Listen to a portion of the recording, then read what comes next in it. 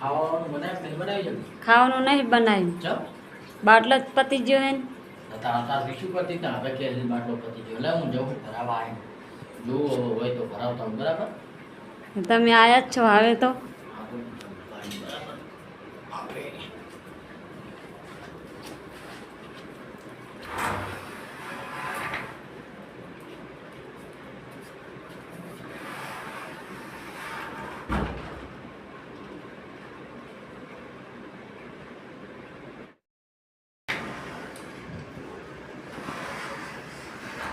ભરાઈને આવતા રહ્યા. હવે તો બનશે ને. હા, કેટલાનો ભરાયો? પેલા બાટલો તો ખેલવા દે પણ કેટલાનો ભરાયો બોલો તો ખરે. પણ પહેલા તને કનેક્શન કરી આલું પછી બધું બોલું ને. બાટલો ચેલાનો આવ્યો? બાટલો આવ્યો એ જ મહત્વનો હતા એમ કે આખું બધું 7 થી 8 દુકાન ફર્યો, એજન્સી ગયો, અત્યારે બ્લેકમાં બાટલા જ નહીં મળતા.